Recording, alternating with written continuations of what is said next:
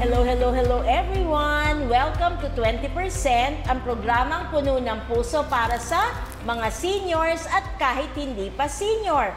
But for this afternoon, may kasama tayo na iinom ng mainit na tsaa. Walang iba kundi si Sister Tess Rosario. Hi, Sister Tess! Hello po!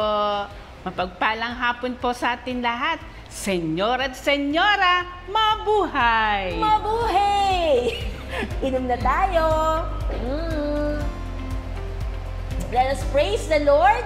And give Him thanks. So nakakatuwa twinning tayo ngayon. So alam niyo, lolos and lolas, di ba, usong-uso yung mga salita na yan, twinning. Kasi pag magkamukha ng mga damit, pag magkamukha ng relos, magkamukha sa lahat ng bagay. Pero eto na ho ang revelasyon. Siya ho ang nawawalang kakambal. Nung nauna nating guest last Monday, di ba? Ang guest ho natin nung nakaraan ay si Doktora Cora Kitay. At ngayon, ang ating kasama naman ay si Sister Tess Rosario. Sister Tess, totoo ba ang balita na magkakambal kayo? Sa ayat sa gusto ko, magkakambal kami. Natutuwa ka ba na may kakambal ka sa totoong buhay? Hindi ba nakakaumay na may kakambal ka? Kasi tuwing gigising ka sa umaga, magkikita kayo, sabi mo, ito na naman tong kamukha ko. Wala bang ganon? Walang ganon. Kasi masaya kami. Nung bata kami, tuwan-tuwa kami. Kasi yung family namin very close. Kaya pag nasa isang kwarto lang kami magkakapatid eh. Kaya masaya kami pagkagising, ay eto na naman ang kakambal ko. Ay may kamukha pala ako. Nagugulat ka. So ilan mo ba kayong magkakapatid? 6. Madami. Isang boy at saka 5 girls. So pang ilan kayo? Bunso. Bunso. So biglang dumami kayo. Kasi di ba biglang times 2 agad eh, di ba? So sa pamilya niyo po ba may mga kambal? Sa mga pamangkin, pinsan, meron. At ano ba ang kategory nyo bilang kambal? Kasi iba-iba daw ang categories ng mga twins. Kayo ba ni Doktora ay considered anong klase ng twins? Siguro identical. Kamukha kami kasi daming, ay, ikaw ba si Doktora? Ikaw ba si ano? Hindi kami na, kaya minsan, eto, may isang kaibigan. Sinabihan siya, Doktora, bakit ka suplada? Eh ako pala yung kaharap niya. Kaya sabi niya, hindi ako yun. Yung kakambal ko, hindi ko naman siya kilala. Ba't ko siya papansinin? Oo naman. So lolos and lolas, eto na nga, nagre-reveal na nga ngayon. Kasi nga, magkamukha lang kayo. Kahit naman ako na biktima ninyo. Kasi isang beses nagsimba ako sa isang parokya. Tapos sabi ko, hindi siya masyadong umingiti. Pero alam ko magkakilala kami. Hindi okay na. Kasi sabi ko, kasi masyadong maaga, baka pupungas-pungas pa. Without realizing na, teka muna, iba yung sinimbahan ko eh. Hindi yun yung parokya nila. Kaya sabi ko, isa sa inyo yon. Pero magkasama pati asawa ay kasama na nagsisimba. So mukhang hindi ikaw yon. Mukhang yung isa. Kasi yun ang malapit. Yung bahay daw niya ay mas malapit dun sa parokya. So kaysa sa Saints Peter and Paul. Tama ba? So Sister Tess, ano ba ang pangalan niyo nung dalaga kayo? Kasi ngayon mga misis na kayo Si Doktora Cora Kitay. Ikaw naman, Rosario. Nung pagkadalaga po ninyo? Maria Teresa Vicente ang pangalan ko. So, Vicente pala. Naku, alam mo, mayroon kang kapangalan. Maria Teresa Vicente. Yung founder ng Holy Face of Jesus, Sister Mary Therese Vicente. Yun ang kanyang pangalan. Pero syempre, mas may edad yun sa atin. At kinuha na siya ni Lord. Pero akala ko Maria Teresa Leonora Leonora Teresa. Yung manika ni Guy and Pete. Pero pwede ba dito mag-age reveal? Siyempre, pareho kayo ng edad. Kung nanonood yung mga audience natin noong nakaraang Lunes, alam na nila. Pero coming from you, age reveal tayo. Ang edad ko po, 63 years old. Let us praise the Lord. And give Him thanks. So, 63, pero batang-bata pa ang mga ngiti. So, sa inyong dalawa, sino talaga ang mas matanda? Kasi di ba may ganon? Sabi nila kung sino daw unang lumabas, mas matanda. Eh ako ang bunso, ako ang huling lumabas. So si Cora pala ang ate mo kasi siya ang unang lumabas. Tapos nung baby kayo, alam ba agad na kambal kayong lalabas? Pinaghandaan ng buong pamilya? Alam ng mami ko. So, Kaya nga natarante. Kaya naghanap na agad ng kasama sa bahay. Oo, kasi biglang meron nang nauna sa inyo dahil bunso kayo, tapos biglang dalawa agad yung kanyang palalakihin. So magkamukha talaga kayo. Dapat pala iimbitahin ko, magtabi kayong dalawa para makita natin sino ang mas maganda kanino. Kasi yun ang biro ko sa lolos and lolas natin huhulihin natin, di ba, kung sino ang mas maganda. Pero pareho pala kayo na palangiti. Pareho pala kayong talagang lumalabas, no? Ang kasiyahan at kagalakan sa inyong mga muka. Kasi mukhang talaga mga taong simbahan talaga kayong dalawa. So, kumusta ba nung kayo'y lumalaki? Meron ba kayong mga inggitan? Meron ba kayong tulakan? May ganun ba sa mga kambal?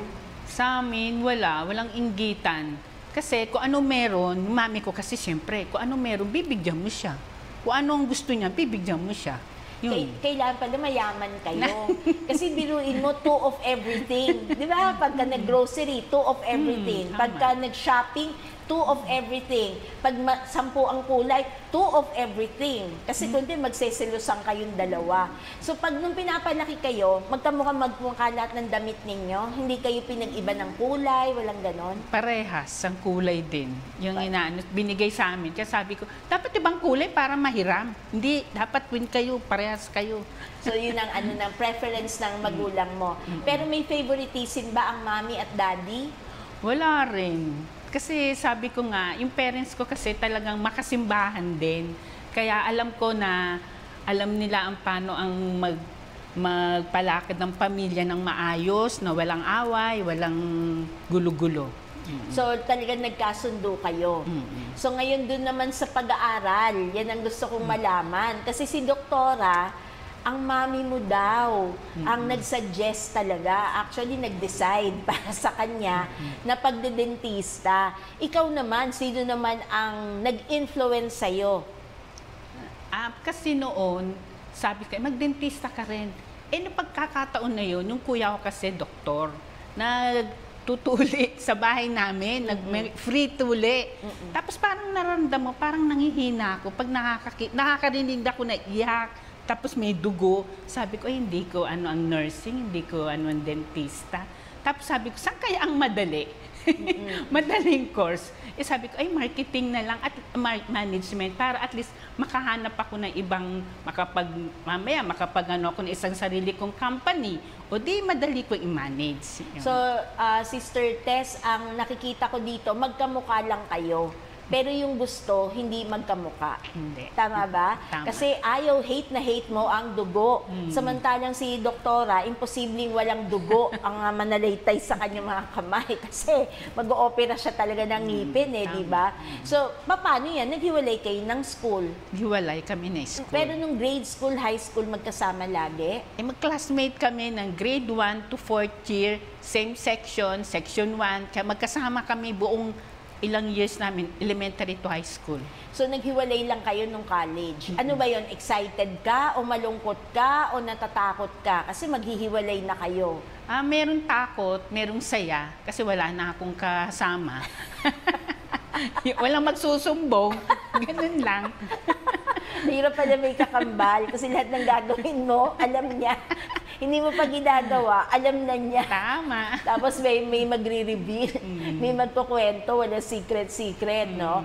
So, nung college, you both lived separate lives. Kasi iba yung pagdidentista, iba yung pag-business management talaga. So, pangarap mo talaga negosyo. Yung kapatid mo naman, walang kahilig-hilig sa negosyo. Wala. Dentist talaga. Talagang magkaiba talaga kayo. So, nung mga panahon na yon na growing up kayo separately, dahil iba yung profession na pinili ninyo, paano kayo nagtutugma? Paano pa kayo, hindi na kayo nagsasama? Kailan kayo nagkikita? Nag-a-updatean ba kayo sa isa't isa? Kasi naman noon, sa family, parati naman kami may banding. Every Sunday, meron kaming family bonding, eat together. Siyempre, ganyan, iba-iba kasi ang schedule. Kaya nagkakasama din kami. Sama-sama kami, kwentuhan. So parang hindi mo rin naman sila namimiss. Hindi. So alam mo, nakakatuwa dahil ang ating araw ngayon, September 8. Kaya tayo naka-blue kasi Blessed Mother, di ba? Alam natin yan. Kaya nagpupugay din tayo sa ating mahal na ina at ito yata ang inyong patrona, no? Kayong dalawa. So gusto ko lang basahin ang nakasulat dito sa Zechariah chapter 9 verses 11 and 12. As for you also, because of the blood of my covenant with you, I have set your prisoners free from the waterless pit. Return to the stronghold, you prisoners who have the hope. This very day I am declaring that will restore double to you. So, ibig sabihin ngayon, sa kaarawan ng ating mahal na Inang Birhen, double blessings din tayo. Kasi hindi lang kambal ang pinag-uusapan, kundi ang mga pagpapala, sabay-sabay din naman na dumarating. So, ibig sabihin, nung magkaklase kayo from grade 1 to high school, pag may honor ba ang isa, may honor din yung kabila? Hindi naman. Kasi hindi naman kami honor eh. Nasa top 10 lang. Bright idea talaga. So walang ganon. So walang competition, wala yung paramihan ng medals. Wala. So para walang away, wala na lang tayong medal. Best lang. Best. Best. So sa mga best naman, nagkakasabay naman kayo. Kasama kami. Yung mga teachers naman, parehas ba kayong paborito? Paborito kasi maiingay. Maingay kami noon, magkakambal. Pareho kayo. Parehas kami. Subuti na lang parehas kayo. No? Paano kasi kawawa yung isa, papagalitan. You're so noisy. Yung pala, hindi naman siya yung madaldal. Parehas naman pala kayo. So, kilalang kilala kayo sa school na kayo yung kambal na maingay. Noisy. Kaya nga no elementary, 'di ba, meron I promise to behave well always. Araw-araw nandun ako. Nagsusulat na I promise. Pero hindi kasi naman bata ka pa, hindi mo naman din na ano 'yan. Pero kasi konting kibot lang, meron agad sa listahan. Hindi ba kayo nagliligtasan magkapatid? Na imbis na ako magsusulat, ikaw na, pagod na ako. Tinutulungan ako magsulat na, I promise to behave well always. So yan o, mga nakakatawang bahagi ng buhay. Pero dun ho tayo sa seryoso, kasi naikwento sa amin ni Dr. Cora na twin blessings. Kasi kahit siya yung nagkasakit, pero nandun ka para alalayan siya. Ano naman ang kwento mo sa likod ng pagtulong mo sa panahon na kailangan ka niya? Ano nangyayari sa'yo ng mga time na yun? Malungkot ako nung nasabi sa akin nga na may sakit siya. Kasi sabi ko, cancer? Kasi sabi ko, cancer parang sa akin kasi wala nang kagalingan Pag cancer, tuloy-tuloy na yun habang buhay.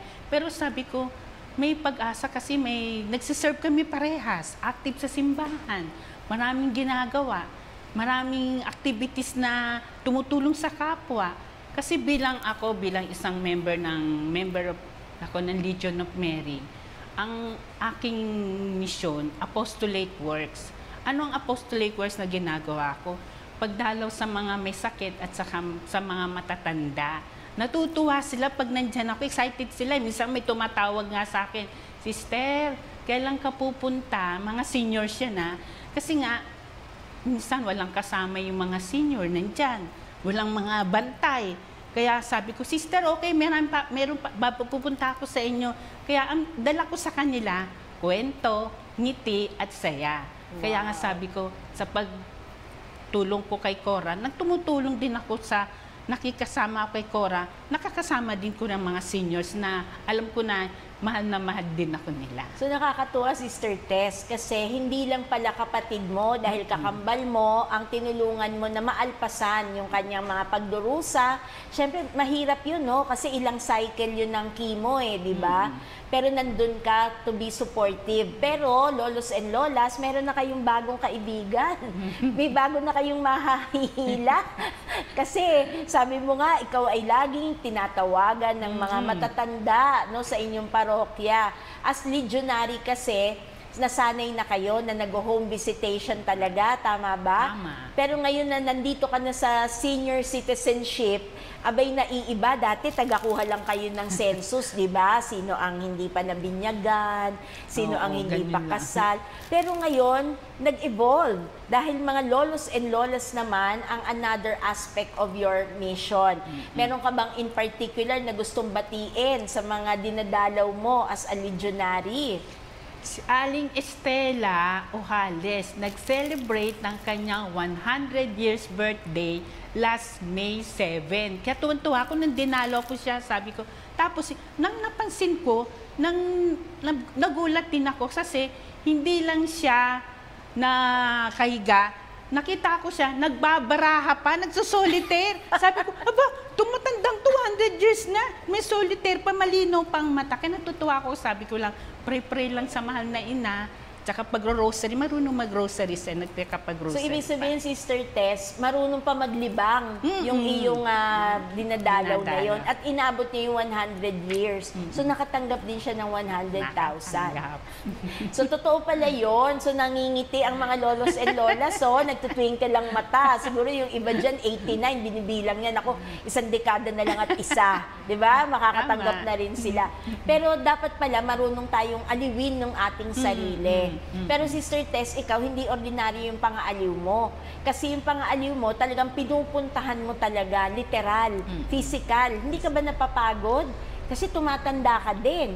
Pero pag pinupuntahan mo din yung kapwa matanda mo, hindi ba napapagod ang puso mo o lalo kang lumalakas? Sa akin kasi lalo akong lumalakas, lalo ko silang binibigyan ng pag-asa. Sa edad nilang yan, kaya nyo pang bumangon, kaya nyo pang maglakad, kaya nyo pang kumilos. Kasi sa buhay nga dapat huwag tayong umasa sa ibang tao. Kasi minsan, pag bibili ng gamot, tatawag, bibili ko ng gamot, bibili ko ng gatas. Sino pang tutulong kundi sarili natin? Kaya dapat tulungan din natin ating sarili. Ibig mo sabihin, wag baby. Oo, wag Ganun baby. ba yun? Pero syempre, di ba, nakakatuwa. Pag yung mga apo mo, sila na yung gumagawa ng lahat ng bagay para sa'yo. Hindi rin pala masyado advisable yon. Kasi minsan may nagsasabi sa akin, wala yung apo ko, may ibang pinuntahan, apo ko nag-aaral, iba ko busy, minsan wala silang kasama sa bahay. So Kawawa dapat pala, naman. Sister Tess, babalansehin natin. May mga bagay na kailangan kaya pa rin nating gawin, pagsikapan natin na makayanan yon para pag wala yung mga apo-apo natin, kaya pa rin natin Kaya pa gawin. rin, tama. So, paano naman dun sa aspeto ng panalangin? Ikaw ba, pag tumatanda ka, syempre, nagkakaedad hindi mo nakakatulugan ng pagrorosaryo? Kasi malapit lang kami sa simbahan. Kaya everyday, limas ako sa amin. 6 o'clock sa St. Peter and Paul.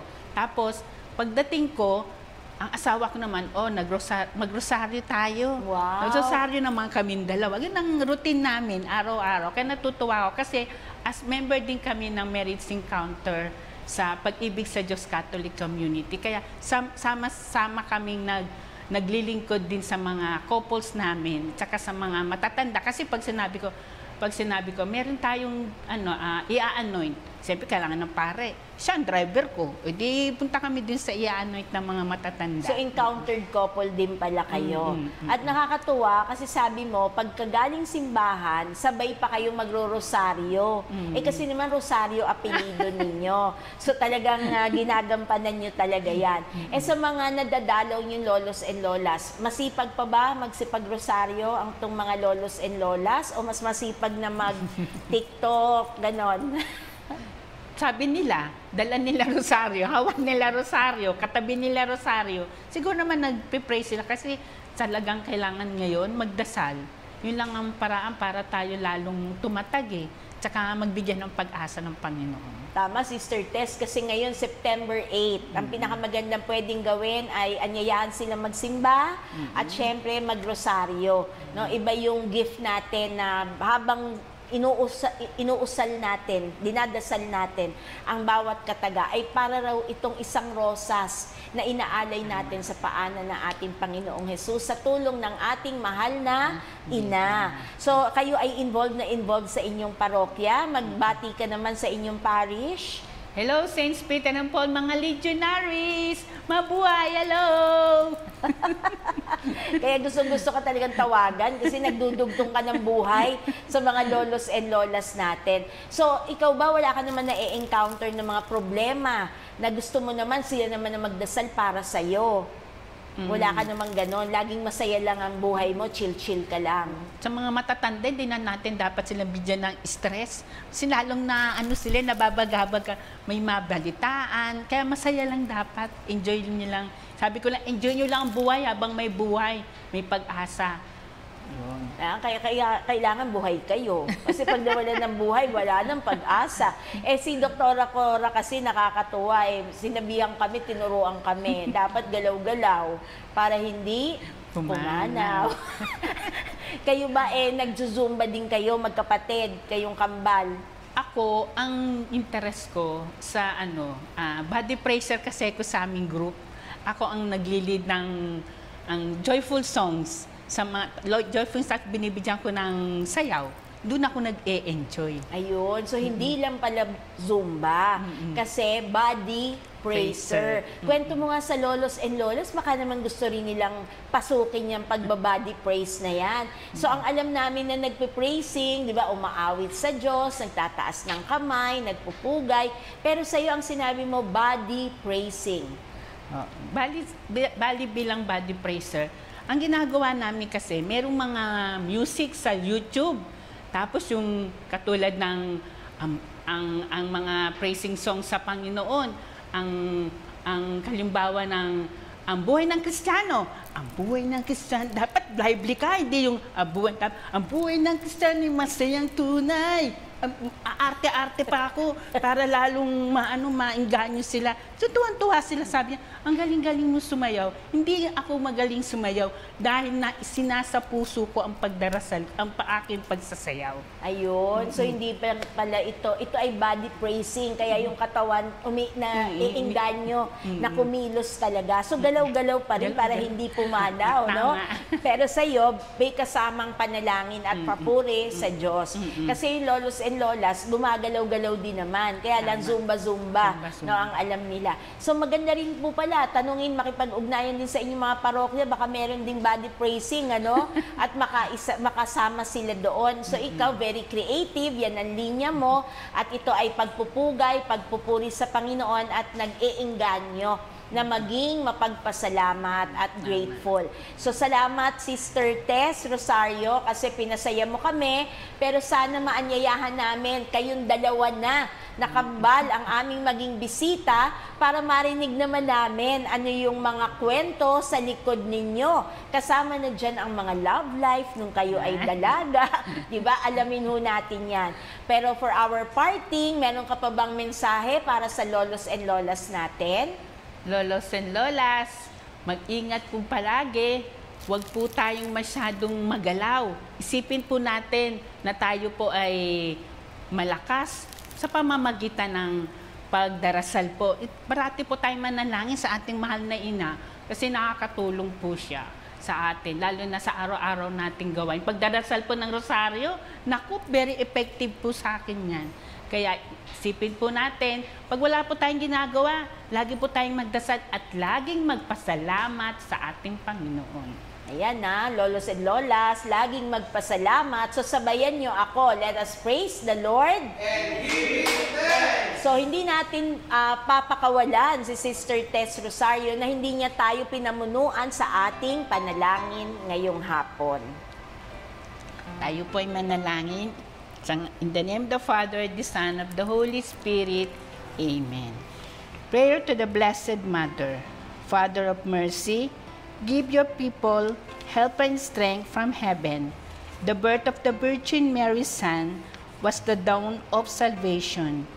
May this celebration of her birthday bring us closer to lasting peace. Through our Lord Jesus Christ, your Son, who lives and reigns with you in the unity of the Holy Spirit, one God, forever and ever. Amen. In the name of the Father, Son, the Holy Spirit. Amen. Let us praise the Lord. And give her thanks. So, alam ko na napasaya tayo ni Sister Tess at abangan ninyo, kayo na nag-iintay, kasi dadalawin kayo mamaya ni Sister Tess, no? Baka naka-line up na kung sino yung mga kailangan mong dalawin at pasayahin sa araw na ito. So, lolos and lolas, lagi lang tayong masaya, yo. Ayan ang sinasabi sa atin ni Sister Tess. At abangan ho natin sa susunod na Lunes, titignan ho natin, twins na sila. Hindi lang kami yung magka-twinning ng outfit, kung hindi, magkasama na ho. At mapapatunayan na natin na identical twins talaga si Doktora Cora Kitay at si Sister Tess Rosario. So magbabalik tayo sa susunod na Lunes kasi binubuo natin ang ating serye ngayong buwan ng September, Twin Blessings. Kaya wag mawawala. See you again on Monday. Bye-bye! Bye!